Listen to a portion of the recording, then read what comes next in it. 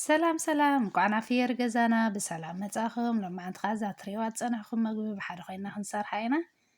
ፍሉይ ዝሰርሕ ዘለኹ እዚኣ እያ ሎማዓንቲ በዚኣ እየ ክሰርሕ ማለት እዩ እዚኣ ኣብ እንዳ ኔፓል ረኺበያ ኣነ ኣብ ከባቢኹም ዘሎ ክትሪእዋ ትኽእሉ ኢኹም ክጥዕም መዓት እያ ማለት እዩ ያ ከምዚኣ ገይረ ኣነ ን2 ሰዓት እየ ኣሊኸዮ ቁርብተይ ኣብ ምብሳል ድንጉይ ከይብለን እምበር ከምዚ ኦቨርናይት ክንኣልኮ የብልናን ፍርስርስ ኢሉ እዩ ዝሓድር ማለት እዩ ን2 ሰዓት ኣሊኸየ ከዓ ከምዚኣ ኢለ ሓፃፂበ ክስኽትተየ ማለት እዩ ሓፃፂበ ኣፅፊፈ ከዓ ማይ ኣፍሊሐ ክስኽትታየ ማለት እዩ ነቲ ምብሳልስ ይሕግዘና ይቕልጥፍ ኢሉ እዩ ዝበስል ንእሽተይ ጨው ግብር ኣቢለ ከዓ ክስኽትታየ ማለት እዩ ሰብስክራይብ ላይክ ኮመንት እንዳገበርኩም ኣበራታትዑኒ ማለት እዩ እትዮም ኩሉ ትገብሩለይ ከዓ የቐኒየለይ ከምዛ ትሪእዋ ዘለኹም ገይረ ሰኽቲተ ክሳብ ትበስል በቲኣ ከዓ ዘድልየና ነገር ከነማለይና ማለት እዩ ኣነ 2 እንቋቑሖ ገይረ ኣለኹ ሰኽቲተ ኣለኹ ከምዚ ትሪእዎ ዘለኹም ምስ በሰለ ከዓ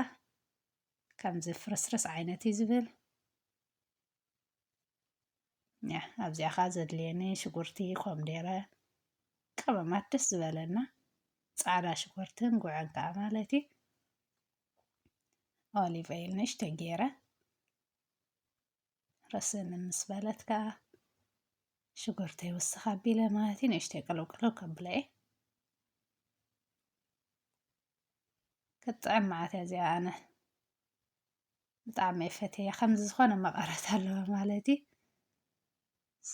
ተፈቲኹማ ላይክ ከዓ ኣይትረስዑ ከምዚ ቀይሕ ምስ በለለይ ከዓ ዝተረፈ ኮምዴረ ይውስኸላ ኣለኹ ማለት እዩ ኣነ እቲ ቆርበቱ ልሕፅ ልሕፅ ኣቢለ እየ ተጠቂመዮ እቲ ኮምዴረ ኩለን ከዓ ከማይ ንእሽተይ ንእሽተይ ቅልው ቅልው ከነብላ ኢና ሓፃርያ ብዙሕ ግዜ ትወስደልካን እያ ማለት እዩ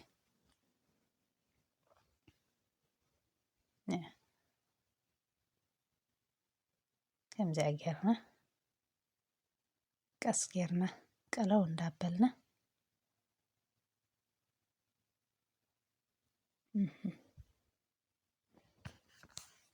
እዚኣ እተን ቀመማት ደስ በለኩም ንዓኹም ኢለኩም እየ ኣነ ጥራይ እንታይ ተጠቂመ ዘለኹ ብዚ ዕርዲ ተጠቂመ ኣለኹ ምክንያቱ ብጭው ኢሉ ፅቡቅ እዩ ዝኾነልካ ከምኣ ጌርኩም ዘለኩም ቀመም ኣነ ብላክ ፔፐር ናይ ፉል ቀመም እዚ ናይ ቬጀቴብል ሲዝን ንሱ ገለ እየ ተጠቂመ ዝፀንሐና ክንጥቀም ንኽእል ኢና ማለት እዩ ዋላ ዝኾነ ቀመም ዘይብልና ከዓ ምናልባት ኣወዳት ኣሕዋተይ ገለ ተልዮም ከዓ ኖርማል ፃዕዳ ሽጉርትን ጉዕን ጌርና ክንሰርሓ ንኽእል ኢና ግድን ኣይኮነን ኩሉ ክህልወና ማለት እዩ ዘለና ኣብ ገዛና ዘለና ጌርና ክንሰርሓ ንኽእል ኢና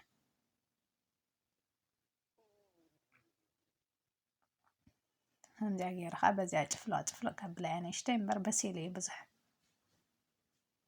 ኣየድክመካኒ ግን ንእሽተይ ጭፍልቕ ጭፍልቕ ኣቢለ ከዓ ሕጂ ከሓዋውሰየ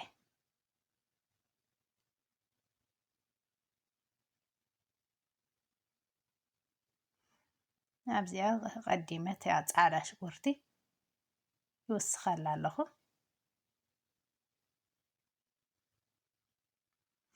ንእሽተይ ተሓባብር ምስ ኣበልናያ ከዓ ተነንዝ ፉል ከነእትዎ ኢና ማለት እዩ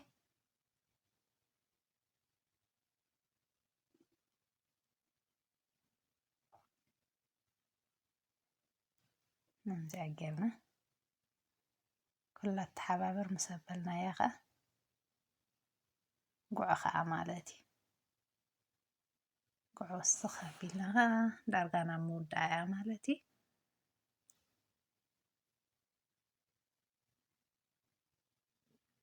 ከምዚኣ ጌርና ፅብቕቲ ኮይና ሃልና ኣላ ማለት እዩ ማይ ገለ ኣነ ኣይወሰኩላን ከምዚኣ ኢላ እዚኣ ናብ ማኣዲ ቀሪብናያ ማለት እዩ ትንቋቑሐ ከዓ ከምዚ ገይረ ኣነ ፈቕፊቐዮ ማለት እዩ ከምዚ ጌርና ቅጫ ገይረ ንመኣዲ ቀሪበያ ንቐደም እንዳበልኪ ተፈቲኹማ ላይክ ግበሩለይ ይቀኒየለይ